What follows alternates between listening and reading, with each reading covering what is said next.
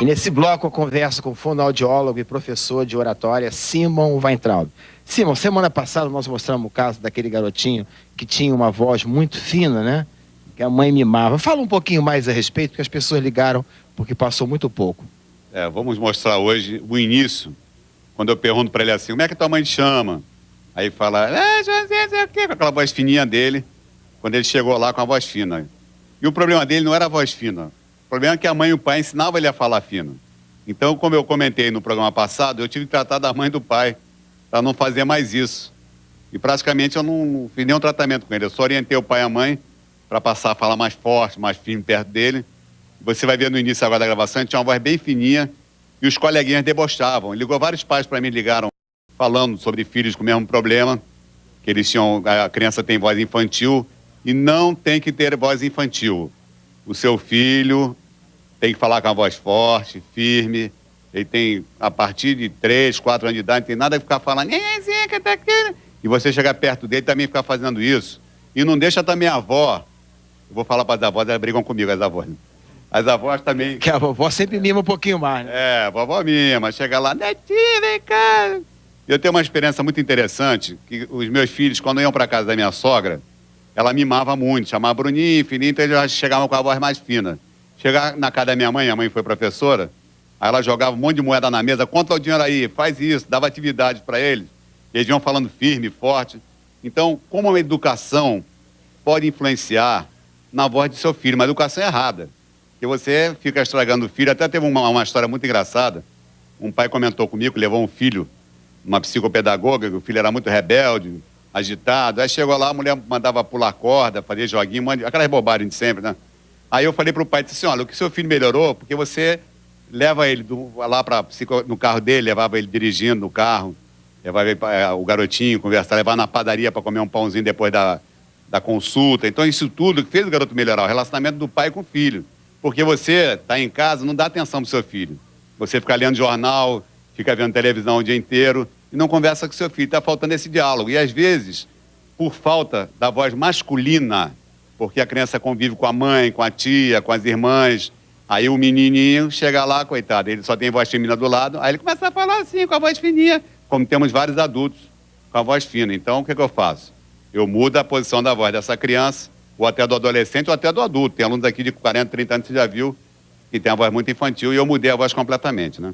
Bom, então, para quem não assistiu semana passada, vamos assistir a gravação em VHS, a criança falando fininho, depois já corrigido, e o depoimento do pai. É seu nome?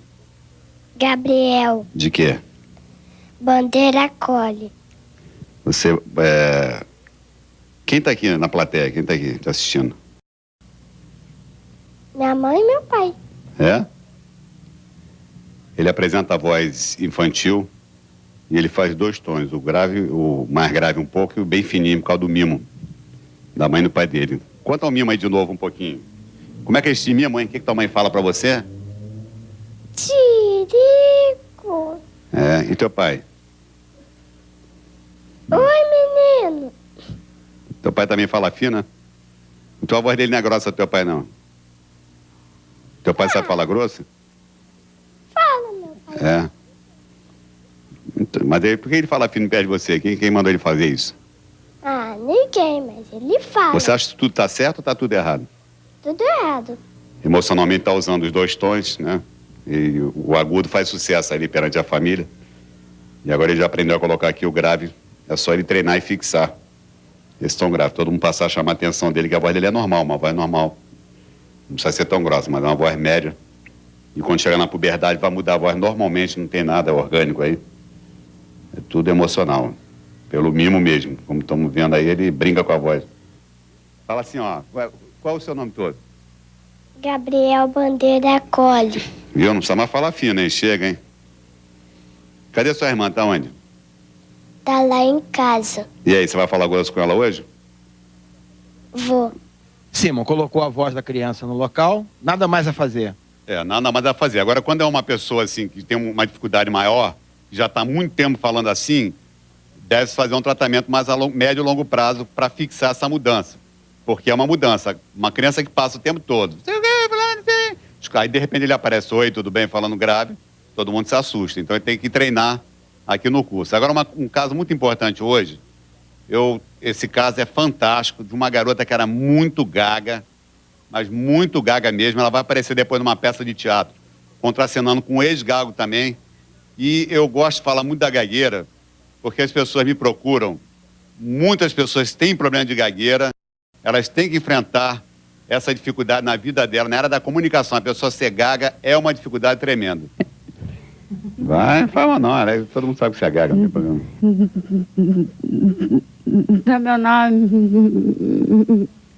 Do meu nome, primeiro,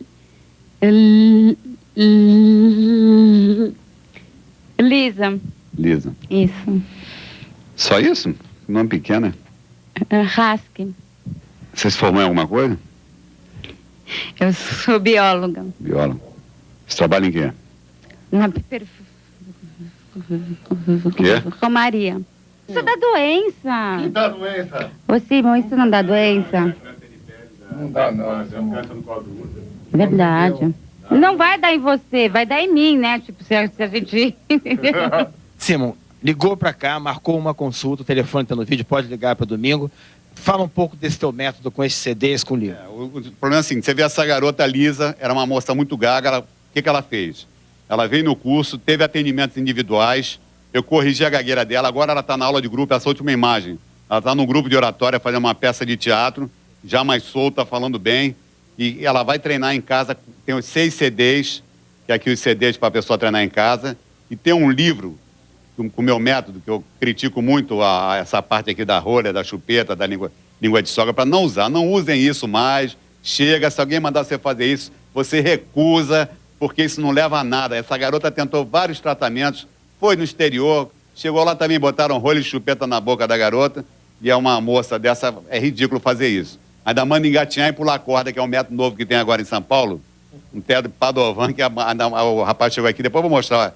Pular corda? É, pular corda. Aí o garotinho chegou lá, aí a mãe, poxa, ele não melhorou nada, mas ele aprendeu a pular corda, pelo menos. Tá pulando, parece um cabrito. É, parece um cabrito, tá pulando corda. Então você deve fazer a coisa séria. Esse livro aqui eu vendo aqui internamente, ou pela internet, através do www.boasfalas.com.br. Uma coisa importante que eu quero falar no próximo programa é sobre a inibição. Eu trato essa parte da oratória, as fobias sociais de falar em público, as pessoas são fóbicas, e vem me procurar, e eu consigo corrigir esse problema da inibição com a aula de oratória em grupo e com a argumentação sob pressão. Vamos falar isso no próximo programa, né? Ok, muito obrigado ao Simon Weintraub, agradecer também ao Breno Weintraub, que é o nosso cameraman, né? O cameraman hoje é o Breno Weintraub, da banda Para-Brisas do Fracasso. Ele é o maior sucesso, é a banda dele. E vamos desejar a todos boas falas. E boas falas para você também, que ficou ligado aqui na TV Bandeirante, domingo, 11 horas da manhã, encontro marcado. Até a próxima.